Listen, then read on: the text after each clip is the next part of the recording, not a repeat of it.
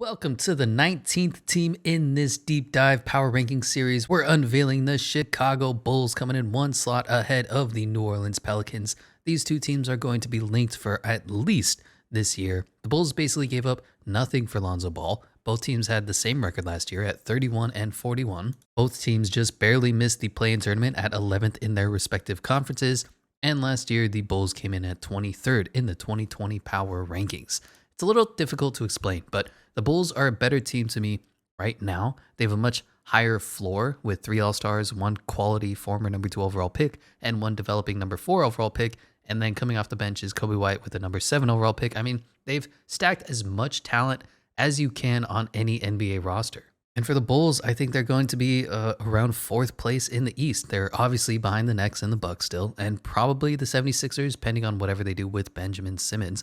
But somewhere along there, they're alongside the Hawks or the Knicks or the Heat, the Celtics, the Pacers. Anywhere from 3 to 8 is where the Bulls slide in with this new interesting roster experiment. The moves they made this offseason was a little unprecedented, and a lot of these players have a knock against them.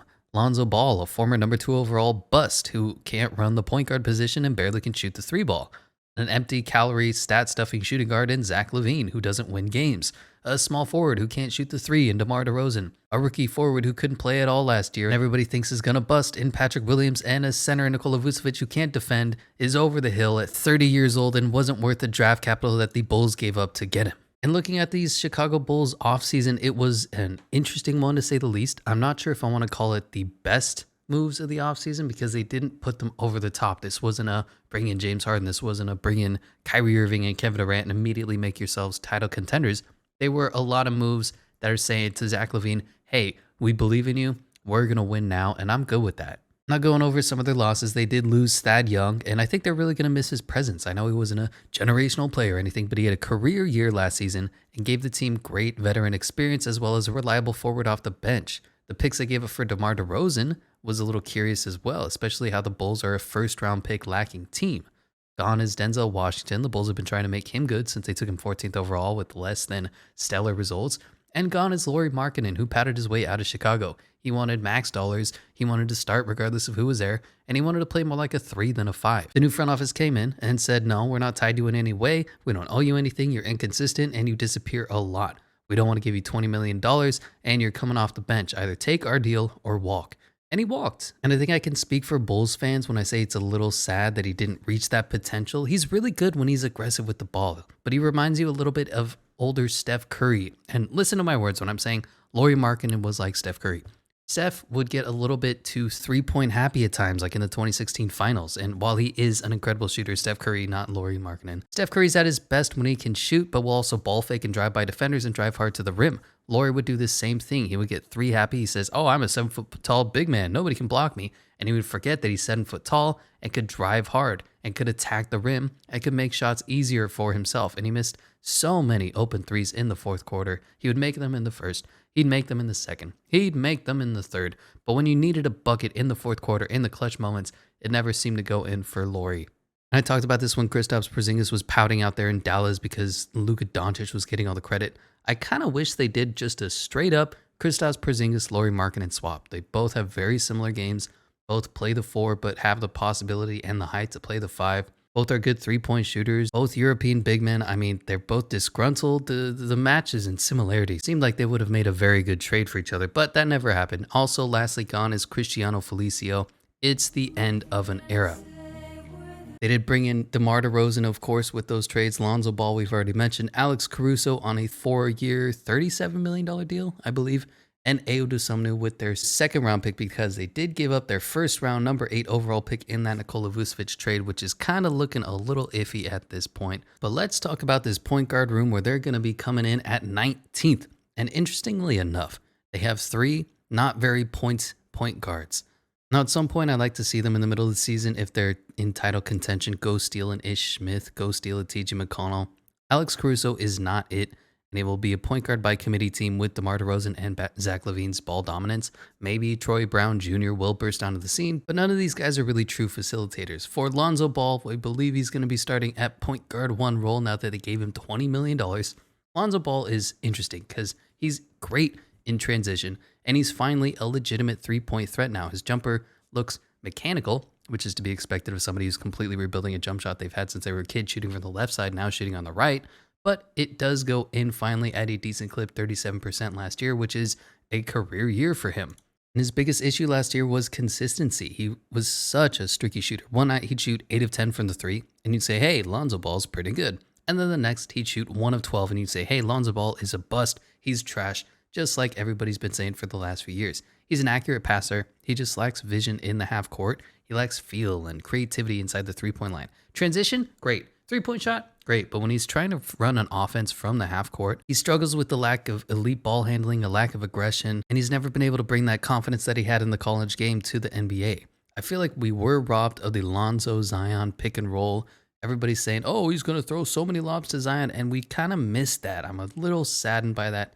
But with Zach LaVine, Patrick Williams, DeMar DeRozan, Troy Brown Jr., Chicago Bulls have no shortage of athletes that Lonzo's going to be able to lob to. Now, last year, his defense did drop off a little bit, and I think that's more of the Stan Van Gundy effect than Lonzo Ball specifically. Throughout his entire career, everybody said Lonzo Ball is a good on-ball defender. He's not the fastest, but he's got great length, and he's very smart, so I expect that to pick back up now that he's off the Pelicans, who are a revolving door at every single position. I also hate, just for whatever reason, coaches have been fucking him over in his minutes. Starting with Luke Walton, who would give him these bizarre rotations where he'd play like 4 minutes in the first quarter and then 2 minutes at the end of it, and then he'd be benched for the start of the second quarter and then come in halfway through the second, but then he wouldn't finish the second quarter. Luke Walton was a fucking disaster when it came to figuring out how to get Lonzo Ball minutes, while at the same time, everybody said, oh, this is LeVar Ball's first son. He's got to earn his stripes in the league. This is a man's game. And so many coaches have been fucking him ever since. I see countless games where his shot would be going in at a great clip, and his coaches would pull him and sit him for 10 to 15 minutes at a time instead of just letting him flow, letting him hit his jumpers. I don't know why they would do this. Their offenses would literally sputter once they took Lonzo Ball out while he was on that hot streak, but they just had to, I don't know, feel like they were doing the right thing, saying, oh, just because you're Lonzo Ball doesn't mean you get to earn automatic starters minutes. I don't understand. But hopefully in this upcoming season, we can finally see Lonzo Ball run an offense for once. He's been busy getting screwed over since he was drafted by Luke Walton, then LeBron James, then he gets traded to the Pelicans with Drew Holiday, then Stan Van Gundy comes in, then Eric Bledsoe comes in. Can he just be a point guard, a true point guard like he was drafted to be at the number 2 overall pick years ago? But we do need to see him get more aggressive, because I am so sick and so tired of seeing Lonzo Ball dribble the ball past half court all cool like, pass it to a teammate, and then go stand around the fucking three-point line and do nothing for the entirety of the possession. If I never see that happen again, it will be too soon. Lastly, with Lonzo Ball, he has had a major injury history in these last few years.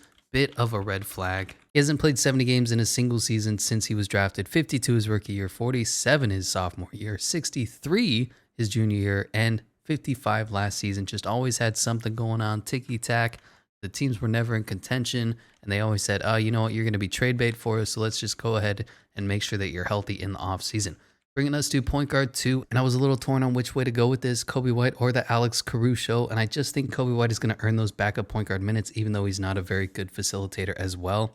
He fits a little bit more like Lonzo Ball in that he's an off guard. His timeline is very far behind the Bulls win now mode, but now that he isn't forced to be in the starting lineup, now that he's just going to be allowed to progress off the bench, I think it's going to be good for his timeline. He reminds me a lot of, ironically, Lonzo Ball as the point guard. He'd bring the ball up the court, but his real skill was catch and shoot three-pointers. He was very timid when he had a mismatch. If there's a center on him that he could blow by, he never had the confidence in the handles to go by him. He's not a very graceful or aggressive driver, but he is a very good three-point shooter, shot 36% last season, but his catch and shoot three-point percentage went up to 38 for the year. Now his handle it's very loose. It's almost what you would consider a bad handle. Whenever he goes in the paint, he's at a high risk of getting stripped. And he has okay vision, but he's a bad, inaccurate passer. Whenever he would drive and kick and hit his open teammates, he'd hit him either too high or hit him too low or left or right.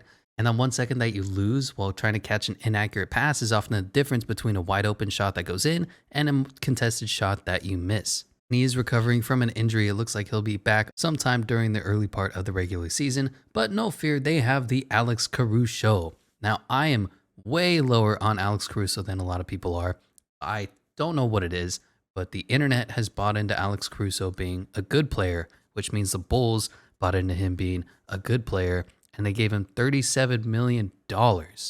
His signing reminds me of when a corporation tweets out memes when they think they're hip. The Bulls organization bought into the media and the Twitter hype of Alex Caruso and gave this man a ridiculous overpaid contract. He is a disaster on offense, unless he's spotted up in the corner, which he can shoot a decent three from at 40.1% last year, but that's when he was wide open. LeBron ball was zinging passes perfectly in the pocket. And I know, people love him because he looks like a FedEx driver. He looks like the guy that's going to deliver your pizza to you. And I will admit, his defense is legit. He's very long and is a good team defender, making smart rotations, and was always in the right spot at the right time and tries hard. But do not call Alex Caruso an all-defensive first-team caliber player. Good Lord, I was seeing comments saying that he's in contention for being sixth man of the year next year. What the hell is wrong with you people? I'm so low on Alex Caruso. I'm predicting a bust. I'm predicting the Bulls have buyer's remorse on him, and I'm predicting they go out and trade for a real point guard after this. All that said, I'm very interested in this point guard position because I was a big fan of Lonzo Ball coming out on the draft, and I think he's going to do great things once he finally has a team that buys into him, once he finally gets to play with the ball in his hands and become a true facilitator that I think he was born to do. Bringing us to the pride and joy of the Chicago Bulls, 7th ranked Zach LaVine at the shooting guard. Now, it may seem a little low that Zach LaVine is here at 7th, but the off guard position is incredibly deep in today's game. He's in the same class as Shai Gilgeous-Alexander, Jaylen Brown, Paul George, CJ McCollum. He's got the numbers. I have no problem with that. He's got the talent. Now, hopefully, he has the winning intangibles as well. It's going to sound a little heresy, but this is kind of a prove-it year for Zach in the eyes of people who want to see if he's legit. Is he just empty calorie stats, putting up 27 points per game on a bad team? Can he be a 30 points per game scorer? Can he bring a team to the playoffs? He had an absolutely career year last year, putting up 27, 5, and 5. Had a 50, 40, 85 year last year and a 21 PER. The dude is very, very good and still only getting better. And he's been having a career year every year since 2018. He's an incredible slasher. He's a lethal shooter from three, shooting almost 42%. And he is a tough shot maker. Since he was basically the only scoring option on Chicago, every single one of his buckets was contested. He would take crazy J.R. Smith looking like step back jumpers. He's basically what happens if J.R. Smith reaches his potential. He's a great scorer, primary option on the losing Bulls. And this upcoming season, it's going to be interesting who has to take a step back. And I wonder if it's going to be him, if it's going to be DeMar, if it's going to be Vucevic. Because whenever you have this much talent on the team, somebody has to step back. You look at the Miami Heat with LeBron James. Dwayne Wade took a little step back. Chris Bosh, who's a high-caliber NBA All-Star and Hall of Famer, took a major step back. When he went back to Cleveland, Kyrie Irving was no longer the first option on his team, but became his second banana, the Robin to his Batman, and Kevin Love took on that Chris Bosh role. Look at the Brooklyn Nets. Kevin Durant's going to do the exact same thing he does everywhere, but Kyrie Irving and James Harden had to figure out what roles they're going to play. So whenever there's this much talent on a team, there's this much ball-dominant scoring, in a Vucevic, in a Zach LaVine, in a DeMar DeRozan, and in a little bit in Lonzo Ball, somebody's going to have to take the step back and figure out their positions. And that's why this team is coming in a little lower than you would expect despite the talent, because this is going to be such a mishmash chemistry issue. That being said, I'm a big believer in the Zach LaVine talent. And while everybody's saying, oh, he's not a good defender, he was a bit of a revolving door on defense last year. But part of that was because they were always losing and he didn't want to go out and give you 27, 30 points a game on offense and then work his ass off on defense as well. That's just too much to do 82 games a year. And when he was on the Olympics team, he played very well on defense because he didn't have to carry the entire scoring load. So I think Zach LaVine can be legit if needed. Bringing us to DeMar DeRozan, the other major free agent pickup coming in at 4th in the small forward ranking. He is a mid-range assassin. The only issue is that he's a bit of a ball-stopping ISO player, and he did get overpaid in today's three-pointers are the only thing that matters NBA. That's fine. He's a good player, and he's definitely worth the money.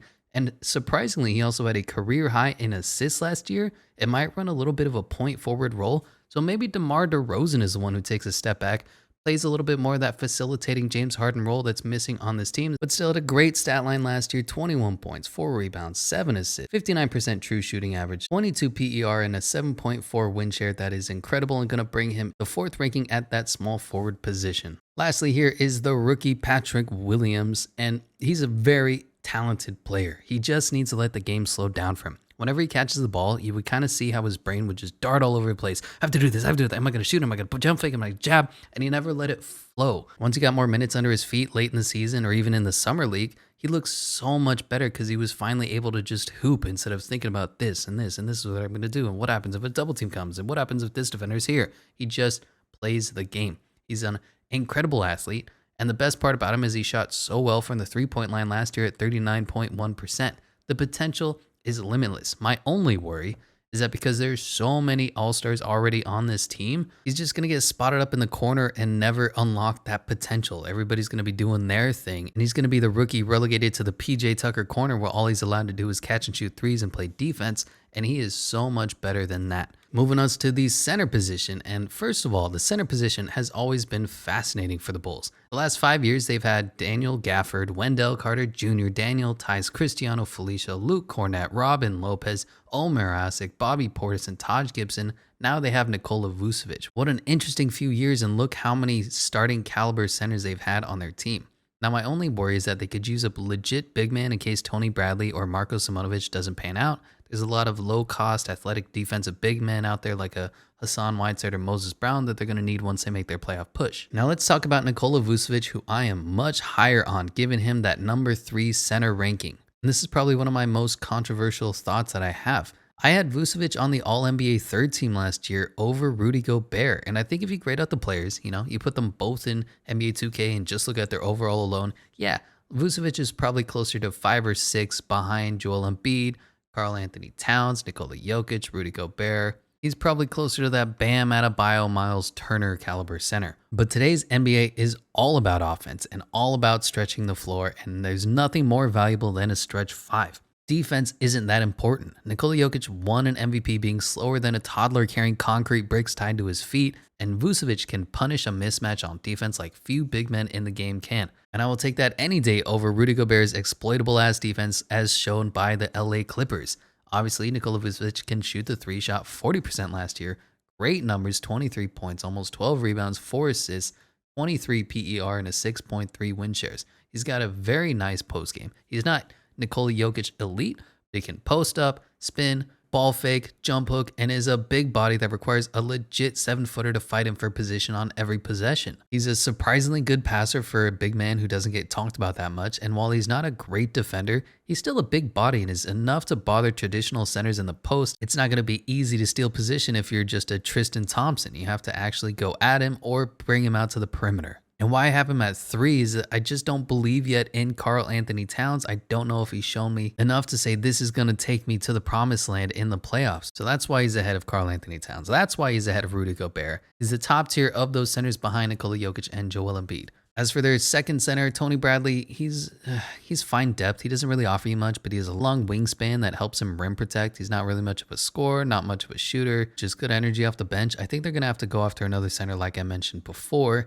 to take over that center 2 role unless Marko Simonovic pans out. He's their second round pick from last year, and he played all right in the summer league. He's got some nice passing to him, some decent footwork. He's a prototypical Euro center. He can shoot the 3 well. He can pass well. He has good footwork. Not very athletic, but he's a very smart player. He ran a great screen and roll game with Ayo Dosunmu in the summer league, and he really has shades of Nikola Vucevic in his game. That being said, I always say you need 2 point guards and 1.5 centers. 1 point guard to run the starting lineup, 1 point guard to run the backup lineup.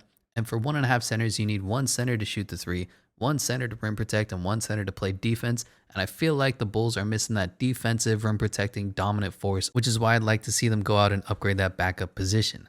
Moving on to their bench, and they came in 3rd last year. The only thing I can think of is that they struggled so bad and dealt with so many injuries that they had to play a lot of their backups in the starting role. I don't know how they came in 3rd, honestly. Thomas Satoransky, Troy Brown Jr., Garrett Temple. It just doesn't feel like a team that's going to come in 3rd. But I guess they did, and they traded away a lot of that depth to bring in DeMar DeRozan and Lonzo Ball. So they're currently lacking in big men, big forwards. Thad Young definitely bumped up this bench rating. As for the players they have now, they have Troy Brown Jr. He's a good young player. He's only 22, and yet he's starting to feel like a bust in the league.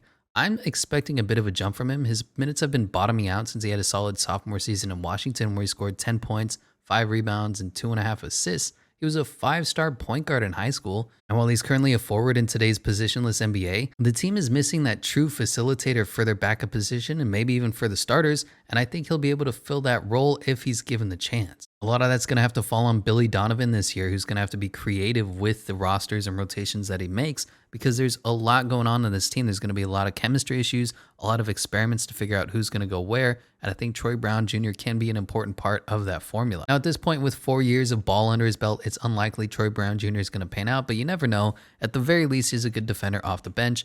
They picked up Ayo Dosunmu with that second-round pick. Now, of course, it's disappointing they didn't have that first-round number 8 overall pick in the Vucevic trade, and naturally, you're thinking the possibilities are endless of who they could have taken. But that being said, they got a great player in Ayo Dosunmu. He'll definitely be able to bring some scoring off the bench and was one of the steals of the second round. He shot 39% from 3 his junior year, was the first scoring option at Illinois. He's a hometown kid, and he's got some DeLon Wright kind of bench scoring potential.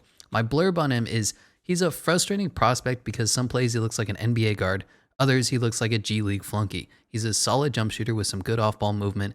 He has a good hang on his jumper and despite taking bad shots, makes tough shots at a good clip going to his right. He's very right-hand reliant and can be confused if defenses force him to go left, leading to very difficult shots that he misses often. He doesn't have elite quickness, but is a smooth driver and has touch around the rim. He makes some absolutely beautiful entry passes and then will make a brainless pass into traffic that had no chance. His dribble isn't bad, but it's very loose and he was stripped frequently at the college level. He has a weird shot form where his assisting hand comes off the ball way early and an ugly free throw, but it does go in at a well enough rate that I'm not sure it should ever be changed. He fails on the little things like spacing on a fast break, paying attention to the shot clock, dribbling into turnovers that frustrate you. Defensively, he's solid. He has above average foot speed on the perimeter and competes well on ball, but for whatever reason, he's always a beat slow on defense. Whenever a player cuts or moves, it takes him half a second to react and respond accordingly, and Loyola ran bully ball on him, running consecutive backdoor cuts for open layups in the playoffs. On ball, he's great. He moves his feet, he has active hands, he contests shots, but the second the ball leaves his man, his brain goes into slow-mo, and I don't know why. He doesn't try to rebound much, but if he tries hard, I think he has the potential to be a very good player on a bad team and a role player on a good team. Just the lack of attention to detail and finesse in his junior year should concern you if you're drafting this kid. And with the Lauri Markkanen trade, they brought in Derrick Jones Jr. He's a good, young, athletic wing. It's a little worrying to be on his fourth team in 6 years. That means the potential is there because everybody knows that Derrick Jones Jr. can jump out the gym, but he's lacking the improvement that teams are just not buying into him. Hopefully he can get comfortable here, start up his career, and provide defense off the bench and if maybe a little more efficient shooting. Elise Johnson also here. He hasn't seen that much game time. He has a total of 371 minutes on court. And he's just another one of these young players on their bench core. Derrick Jones Jr. is 24, Ayo Dosunmu 21, Troy Brown Jr. 22, Tony Bradley 23, Marko Simonovic is 21, and Kobe White is 21.